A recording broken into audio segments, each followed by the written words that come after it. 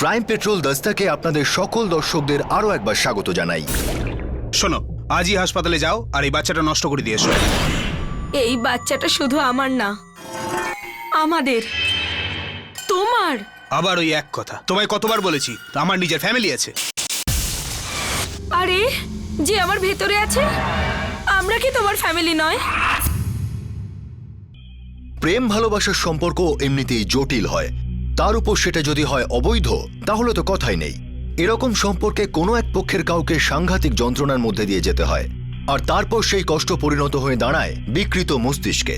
ভালোবাসায় আঘাত পাওয়া মানুষ তার বুদ্ধির সীমানা পার করে যায়।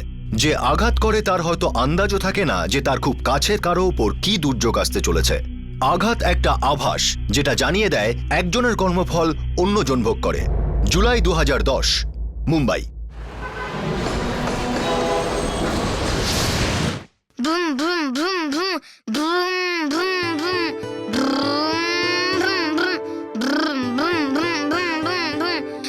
boom boom boom আদি প্লিজ হইচই করো না, বাবা কাজ করছে তো। আমি চিৎকার করছি না, আমার গাড়িটা করছে। তাহলে ঠিক আছে, পরের বার এই অফিসে এই গাড়িটা আসবে না, আর তার মালিকও আসবে না কখনো। এমনিতে আমি তোমার অফিসে আসতে চাই না, তোমার অফিস খুব বোরিং, আমি বাইরে যাব। আদি বাবা কাজ করছে তো। বাবা তাড়াতাড়ি কাজ শেষ করো না। তুমি এত হইচই করলে আমি কাজ শেষ করব কি করে? তুমি ওখানে গিয়ে চুপচাপ করে বসো, আমি চট করে কাজ সেরে নিচ্ছি। তাড়াতাড়ি করো। Okay. Hi Adi. Hello Purabi aunty.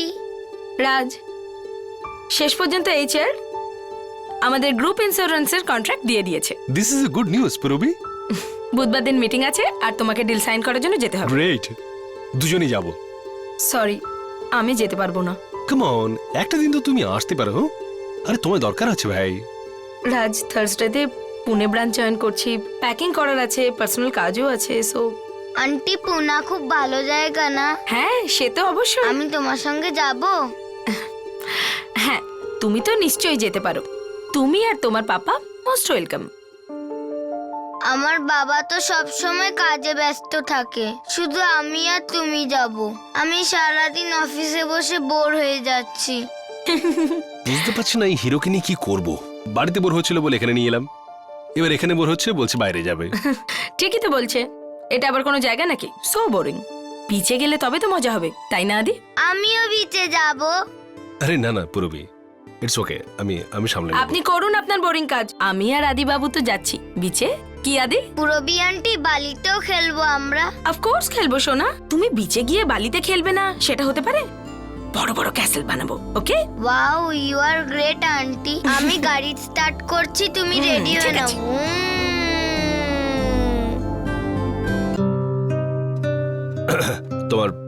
তোমার কাজ শেষ হয়ে গেছে?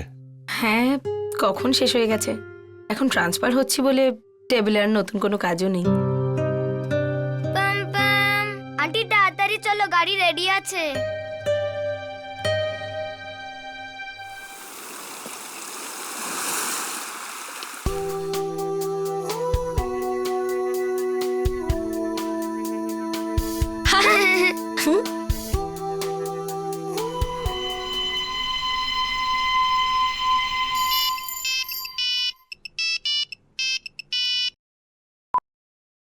হ্যাঁ সেটা বলো। আদি জ্বালাতন করছে না তো? আরে না না না, ও তো পুরবির সঙ্গে আকসা ভিজে গেছে। বাড়ি ড্রপ করে দিতে ওকে, নিধির সাথে খেলতো। শ্বেতা, আমি বাড়ি আর অফিসের মধ্যে আপ ডাউন করতে থাকলে কাজটা কখন করব? ওকে ওকে বাবা, আমি শুধু বলছিলাম অফিসের পরে বাড়ি আসছো তো? এত বছর ধরে আমি অফিস থেকে বাড়িতেই তো গিয়েছি, ফর গডস সেক। কটার সময় আসবে? যখন কাজ শেষ হয়ে যাবে তখন আমি আসবো। এবার রাখি আমি। 1 মিনিট, নিধি কথা বলবে। হ্যালো ড্যাডি, আমার মার্কার পেন আনতে ভুলো না, কাল ড্রয়িং কম্পিটিশন আছে না? আরে তাই তো, শিওর শিওর, ভালোই হয়েছে তুমি আমায় মনে করে দিয়েছো। আমি এখনই ব্যাগে ঢুকিয়ে নিয়েছি। Love you daddy. I love you sweetie, চলো বাই। বাই।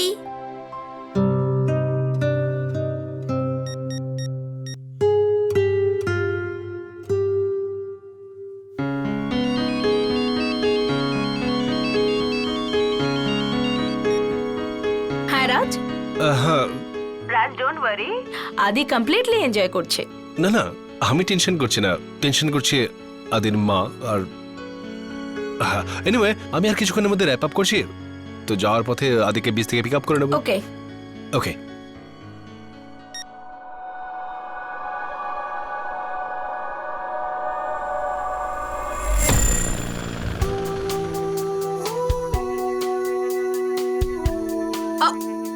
ও আন্টি, এটা তো ভেঙে গেল, চলো আবার বানাই। হ্যাঁ চলো।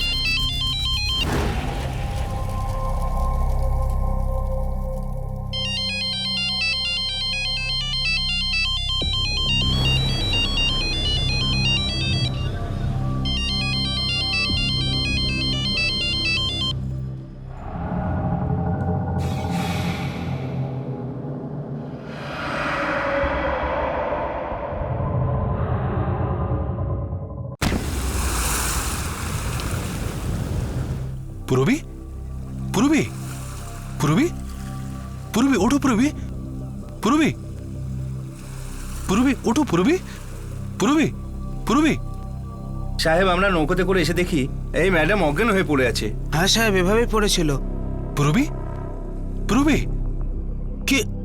Gate up, Purabi, get up, get up, ওঠো, ওঠো, ওঠো, ওঠো। আদি কোথায়?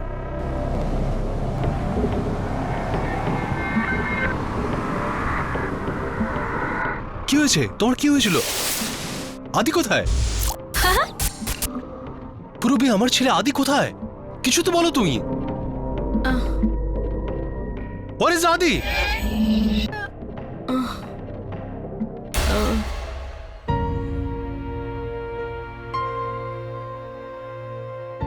নাথিং সিরিয়াস, কিছুক্ষণের মধ্যে ঠিক হয়ে যাবেন। কোনো ইনজুরিজ? না ইন্সপেক্টর, একটু শক পেয়েছিলেন, এখন ঠিক আছে। আমি আসছি। পুরবি, আদি কোথায়? আমি জানি না। What do you mean যে তুমি জানো না? তোমার সঙ্গে তো ছিল। হ্যাঁ কিন্তু আমার কিছু একটা হলো। আর কিছু হলো মানেটা কি? পুরবি, তুমি আদিকে বিচে নিয়ে গেছিলে, আদি কোথায়? জবাব দাও, ড্যাম ইট। মিস পুরবি, আপনি মিস্টার রাজেশের ছেলের সঙ্গে বিচে গিয়েছিলেন? হ্যাঁ। তারপর আপনি অজ্ঞান হলেন কি করে? কি হয়েছিল? আমি আপনি জানি না। মনে করার চেষ্টা করুন, আদি কোথায়? আমি জানি না ইন্সপেক্টর। আদি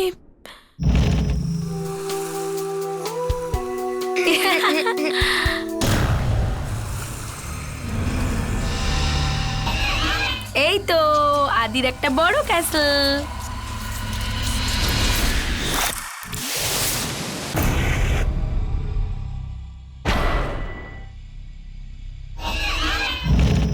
আমার কিছু মনে নেই ওটা কি ছিল, কোন স্প্রে ছিল। হঠাৎ করে আমার চোখের সামনে কিছু এলো, আর তারপর আমার আর কিছু মনে নেই। কিছু তো নিশ্চয়ই দেখেছেন, কোনো লোককে বা কোনো মহিলাকে।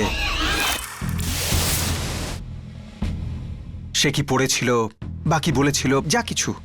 না ইন্সপেক্টর, আমি কিচ্ছু দেখিনি। মনে হয় পিছন থেকে কেউ হাত বাড়িয়েছিল। মিস্টার রাজেশ, ওকে, আমার আপনার ছেলের লেটেস্ট পিকচার চাই। এটা প্রথমবার ছিল না যে আদি ওর বাবার সঙ্গে অফিস এসেছিল, আর এটাও প্রথমবার ছিল না যে রাজেশের কলিগ পুরবি আদিকে নিজের সাথে বিচে ঘোরাতে নিয়ে গিয়েছিল। পুরবীর সাথে রাজেশ, শ্বেতা, আদি আর আদির বোন নিধির সঙ্গে ভালোই পরিচয় ছিল। তাহলে কি এমন ঘটেছিল যে আদি উধাও হয়ে গেল? আর কেনই বা উধাও হলো? স্যার, ফটোগ্রাফ সমস্ত পুলিশ স্টেশনে ফ্ল্যাশ করে দিয়েছি। আর চেকপোস্টগুলোয়? ইয়েস স্যার, রেল স্টেশন, এয়ারপোর্টে, সমস্ত জায়গায়। কিন্তু এখনো কোনো খবর পাওয়া যায়নি। ওই মহিলা পুরবী প্রথমে অজ্ঞান হলো, তারপর উঠে বসলো, যেমন ছিল সেরকম। মানে স্যার? ওর পার্স, জুয়েলারি, সেলফোন কেউ ছোঁয়নি পর্যন্ত। এটা চুরির কেস নয়।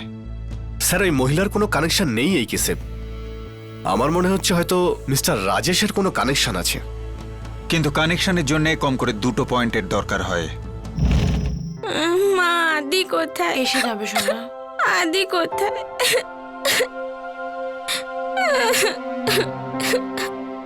তুমি আদিকে পুরবীর সাথে পাঠালে কেন?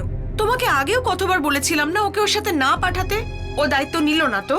আমাদের আদিকে হারিয়ে ফেললো তো। আরে যা ইচ্ছে বলো না তো, হারিয়ে ফেলেনি, কিডন্যাপ হয়েছে। কমন সেন্স নেই তোমার? যে কোনো কারোর সঙ্গে এরকম হতে পারতো। তোমার মুখে স্প্রে মেরে নিয়ে যেতে পারতো, আমাকে করতে পারতো। অহেতুক পুরবীর উপরে দোষ দিও না। সেসব আমি জানি না। আমার শুধু আমার ছেলে ফেরত চাই রাজেশ। আমার আদির যেন কিচ্ছু না হয়। আমার বাচ্চা কে জানে কোথায় আছে।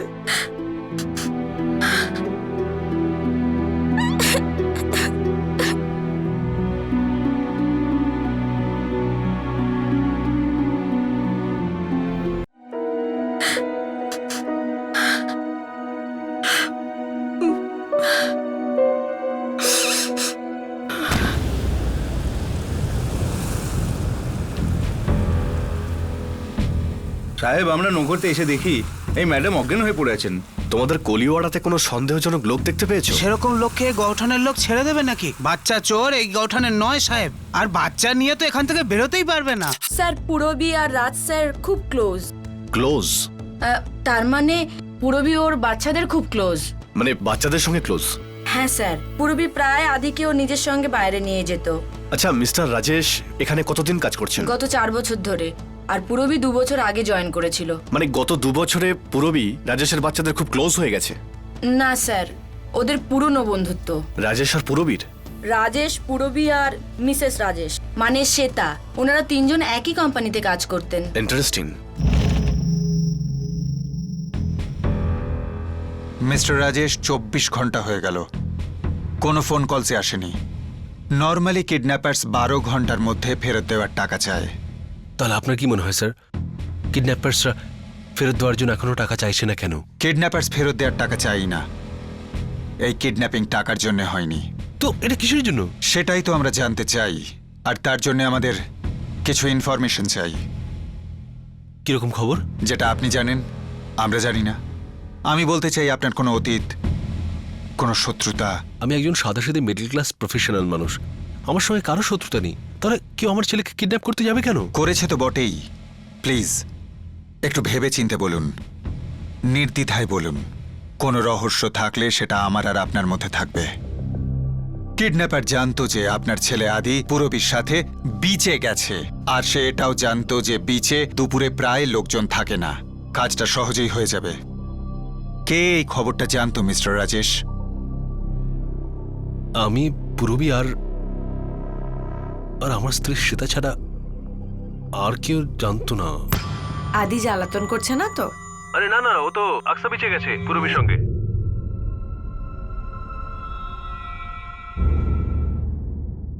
আমি তোমায় কতবার বলেছি তুমি ওই পুরবীর থেকে দূরে থাকো, ওই মহিলার থেকে দূরে থাকো তুমি। এগুলো সব ওই করিয়েছে। শ্বেতা, অহেতুক পুরবীর উপরে দোষ দিও না। ও প্রত্যেক স্যাটারডে আদির সঙ্গে বিচে যেত কি না? আর ও আদিকে খুব ভালোবাসে, আর সেটা তুমি জানো। কে কাকে কতটা ভালোবাসে সব আমি জানি। আমি জোর দিয়ে বলতে পারি যে ও আমার সাথে প্রতিশোধ নেওয়ার জন্যই এটা করেছে। ও তোমাকে যতটা ভালোবাসে না, তার থেকে অনেক বেশি আমায় হিংসে করে। Shut up. আমার চোখের দিকে তাকিয়ে বলো, কি চলছে তোমাদের দুজনের মধ্যে? Shut up Shweta, just stop it. ভালোবাসা ছিল স্যার, গভীর ভালোবাসা। দুজনের মুখ দেখেই সেটা বোঝা যায়। স্যার, 8 বছর আগে রাজেশ, পুরবী আর শ্বেতা একই ব্যাংকে কাজ করতো। কোথাকার ব্যাংকে? নাগপুরে স্যার। মানে শ্বেতা, রাজেশ নাগপুর থেকে বিলং করে। হ্যাঁ স্যার। আর পূরবী থাকে নান্দেরে, ওর মা বাবা ওখানেই থাকে। নান্দের, মুম্বাই, নাগপুর, এই ত্রিকোণের চতুর্থ কোণেই বাচ্চাটা কোথাও লুকোনো আছে।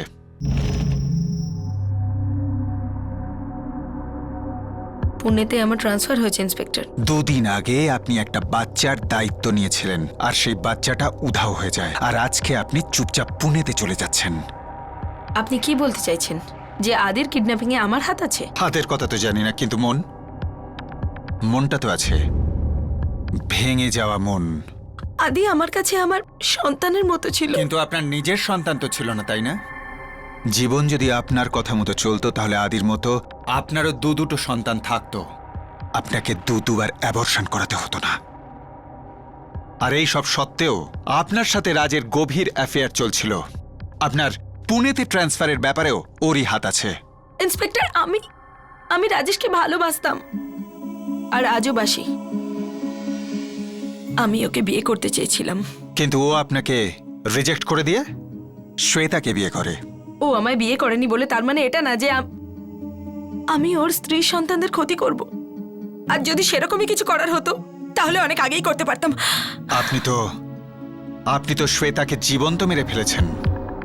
অন্যের হওয়া সত্ত্বেও রাজের 7 বছর ধরে আপনার সাথে অ্যাফেয়ার করছে। ওই আপনাকে এই কোম্পানিতে নিয়ে আসে, আর আজ ওর কথা মতোই আপনার পুনেতে ট্রান্সফার হচ্ছে। রাজেশ আপনাকে ওর থেকে দূরে পুনেতে পাঠাচ্ছে কেন? এটা কি রাজ? মেমো ইংলিশে লেখা আছে। তুমি তো পড়াশোনা জানো। কিন্তু পুনে কেন? কারণ পুনের ব্রাঞ্চে তোমাকে প্রয়োজন আছে। এটা কেন বলছো না যে তোমার আমাকে দরকার নেই? এটা টপ ম্যানেজমেন্টের ডিসিশন পূরবী। টপ ম্যানেজমেন্ট তার মানে শ্বেতা। ওকে এর থেকে বাইরে রাখো প্লিজ। কি করে? ও আমায় কেন হিংসা করে? তুমি তো পুরোপুরি ওর না। আমি তো তোমার জীবনের একটা ছোট্ট জায়গা নিচ্ছি, তাহলে ওর কি প্রবলেম? আমি কারোর নই, আর কেউ আমার নয়।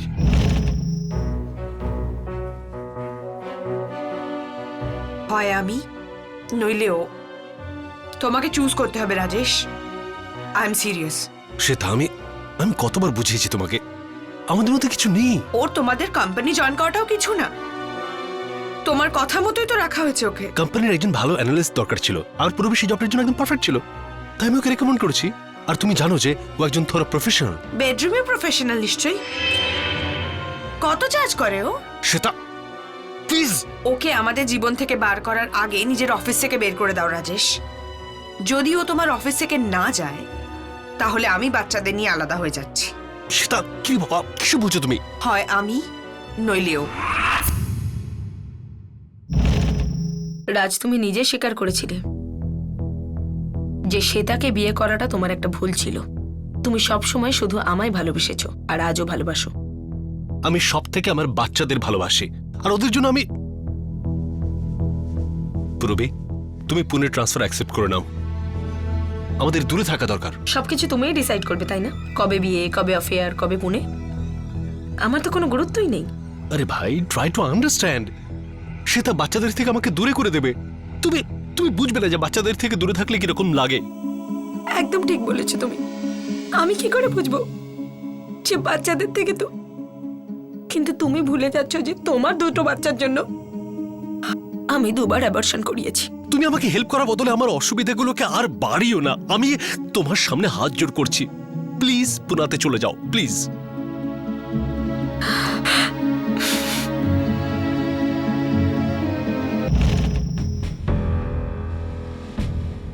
আপনার মা বাবার সাথে কথা হলো? কি? ওনারা বললেন যে আপনার সাথে ওনাদের কোনো সম্পর্ক নেই। রাজেশের জন্য আমার সব সম্পর্ক দূরে সরে গেছে। আর প্রতিশোধ নেওয়ার জন্য আপনি আদিকে রাজেশের থেকে ছিনিয়ে নেন। দেখুন ইন্সপেক্টর, আপনাকে আমি কতবার বলেছি যে আমি জানি না আদি কোথায়। সেভেলকার স্যার। ওনার বাড়ির সামনে 2জন কনস্টেবল লাগিয়ে দাও। প্রত্যেকটা কল, প্রত্যেকটা মোমেন্টস এর লক্ষ্য রাখো। মিস পূরবী, আপনি পুনের অফিসে ফোন করে বলে দিন যে আপনি পুনে যাচ্ছেন না। আদিত্যের অপহরণে 2 দিন কেটে গিয়েছিল। পুলিশ রাজেশ, শ্বেতা আর পূরবীর লাভ ট্রায়াঙ্গেলের চুলচেরা বিশ্লেষণ করে ফেলেছিল। সমস্ত ডিটেলস টেবিলেই ছিল, কিন্তু আদিত্যের ব্যাপারে কোনো খবর ছিল না। একটাও তথ্য না। স্যার, রাজেশ স্যার অফিস থেকে প্রায় 5:30 নাগাদ বেরিয়েছিল।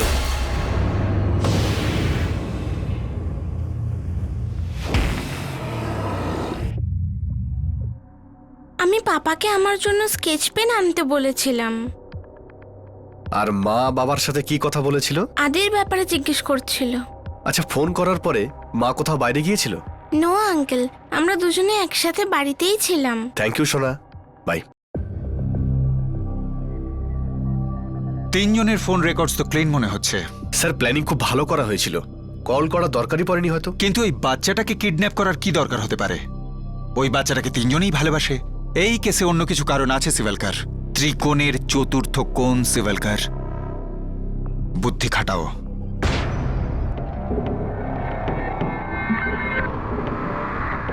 স্যার, ওই যে আনক্লেম ব্যাগটা আছে পরশু থেকে এখানে পড়ে আছে। এখনো পর্যন্ত কেউ ওটা নিতে আসেনি? না স্যার, কিন্তু ওই ব্যাগটা থেকে খুব দুর্গন্ধ বেরোচ্ছে। কি দুর্গন্ধ বেরোচ্ছে! তুমি আমার আগে বলোনি কেন?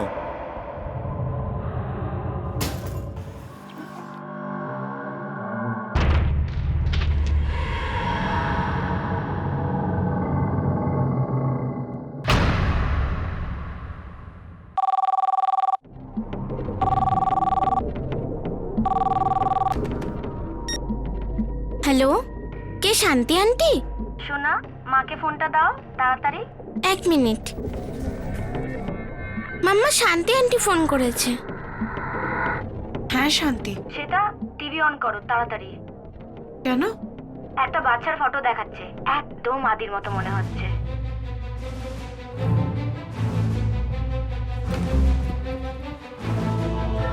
আমার অ্যাটেন্ডেন্ট বললো যে ব্যাগ থেকে খুব দুর্গন্ধ বেরোচ্ছে, আর তাই আমরা ব্যাগ খুলে দেখি যে ব্যাগের ভেতরে একটা বাচ্চার লাশ। নাগপুর পুলিশ এখনো পর্যন্ত এই বাচ্চাটার কোনো আইডেন্টিফিকেশন করেনি। এই বাচ্চাটা ইয়েলো কালারের টি শার্ট আর ডেনিমি হাফ প্যান্ট পরে আছে। যদি কেউ এই বাচ্চাটার ব্যাপারে কিছু জানতে পারে তাহলে সে যেন পুলিশকে তক্ষুনি এই নাম্বারে কল করে।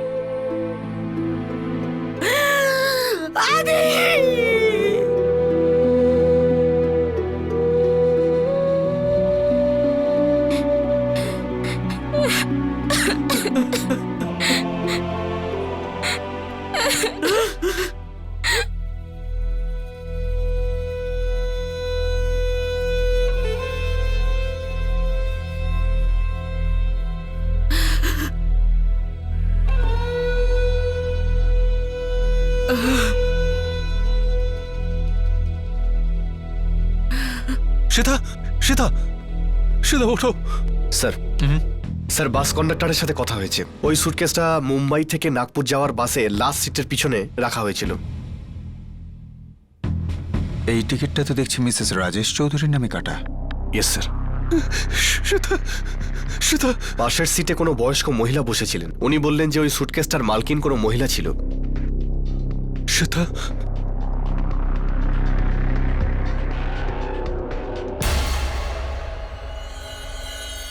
ও আন্টি, আন্টি, এই ব্যাগটা আপনার? আরে না রে বাবা, একটা মহিলা ছিল, নাসিকেই নেমে যায়, বলে গেল যে ব্যাগটাকে দেখতে, কিন্তু ফিরলই না। আমি ঘুমোচ্ছিলাম, যখন চোখ খুলে দেখি যে গাড়ি নাসিকের থেকে দূরে বেরিয়ে গেছে। আপনি ড্রাইভার বা কন্ডাক্টরকে বলেননি? আমি বললাম না সাহেব, আমি গভীর ঘুমেছিলাম। আমার মনে হলো যে ও ফেরত এসে গেছে হয়তো। অন্ধকারও ছিল, আমি ঘুমিয়ে পড়ি। এদের দুজনের মধ্যে কেউ ছিল?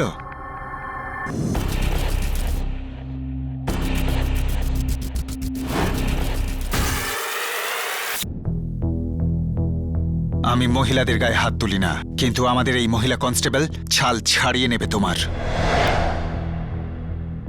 বাসে যে বয়স্ক মহিলা ছিলেন তার স্টেটমেন্ট রেকর্ড হয়েছে।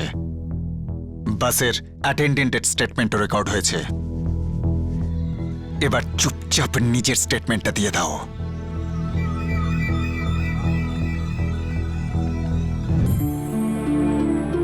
আন্টি, এই ক্যাসেলটা এত স্ট্রং করব যেটা কোনোদিনও ভাঙবে না। আমরা ফিরে এলেও এটা এখানে থাকবে।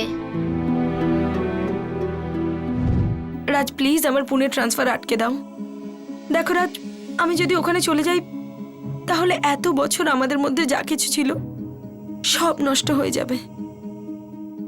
রাজ দেখো, রাজ আমরা 7 বছর আগেই আমরা আমাদের গোল্ডেন অপরচুনিটি নষ্ট করেছি, আর আমি চাই না যে আবার আমরা সেই ভুল করি। প্লিজ রাজ, রাজ আমিও সংসার করতে চাই তোমার সাথে। That's impossible. তুমি জানো আমি আমার বাচ্চাদের জীবন নষ্ট হতে দেখতে পারবো না। কি বললে? হ্যাঁ, তুমি নিজের বাচ্চাদের জীবন নষ্ট হতে দেখতে পারবে না? আমার জীবন, আমার জীবনের কি সেটাকে নিজের হাতে নষ্ট? আমাকে বোঝার চেষ্টা কর পূরবী। আমি আমার বাচ্চাদের জীবন নষ্ট হতে দেখতে পারবো না। আমি আমার বাচ্চাদের জীবন নষ্ট হতে দেখতে পারবো না। তাহলে ওই স্প্রের গল্পটা পুরোপুরি মিথ্যে? হ্যাঁ, মিথ্যে ছিল। আমি আদিকে আমার সাথে বাড়ি নিয়ে যাই।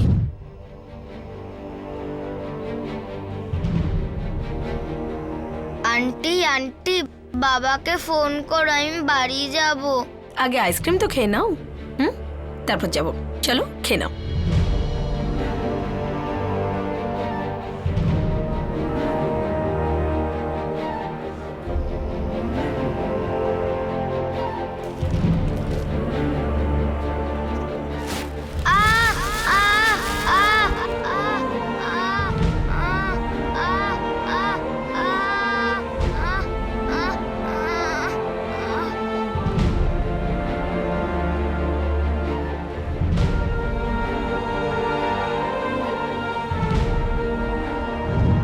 ওই ছোট্ট প্রাণটা খুব তাড়াতাড়ি ছটফট করে বন্ধ করে দিয়েছিল।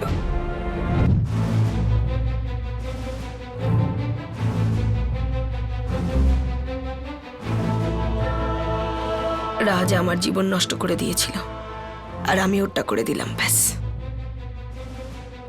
আমি বাড়ি থেকে বেরিয়ে আকসা বিচে গেলাম, আর তারপর ওখানে গিয়ে অজ্ঞান হওয়ার নাটক করলাম। পূরবী,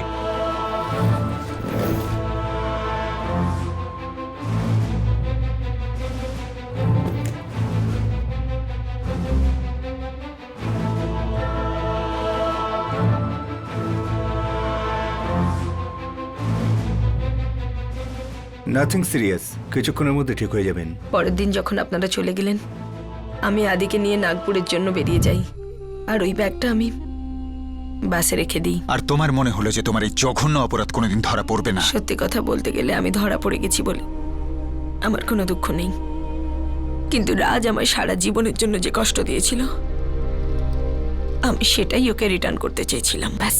ওই বাচ্চাটা তোমায় অত ভালোবাসতো, আর তুমি ওকে যন্ত্রণাদায়ক মৃত্যু দিলে? কিরকম মহিলা তুমি!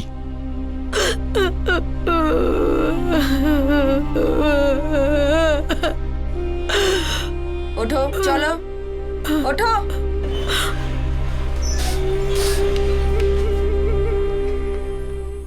আমায় মেরে দিতে, রাজকে মেরে ফেলতে, আমার আদিকে কেন? আমার আদিকে কেন?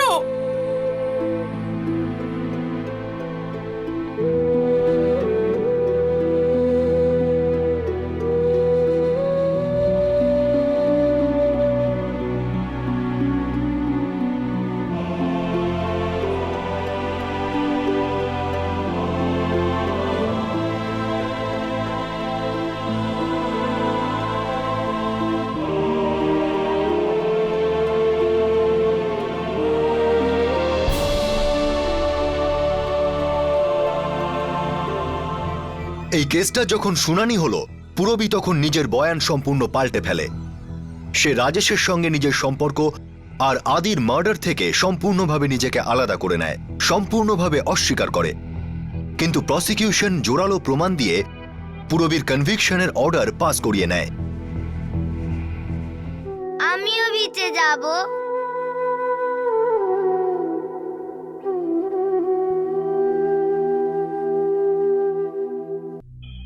2011 জুনে পুরবীকে যাবজ্জীবনের শাস্তি শোনানো হয়। পুরবী এই জাজমেন্টের বিরুদ্ধে আদালতে আবেদন করে। এক্সট্রা ম্যারিটাল অ্যাফেয়ার নিজেই একটা করাঘাত হয় যে অপরাধ হতে চলেছে। যখন পুরবীকে প্রথম অ্যাবর্শন করাতে হয়েছিল তখন সেটাই অপরাধের জোরদার ইঙ্গিত ছিল যে এই অ্যাফেয়ার ঠিক নয়, এটাকে থামিয়ে দেওয়া উচিত।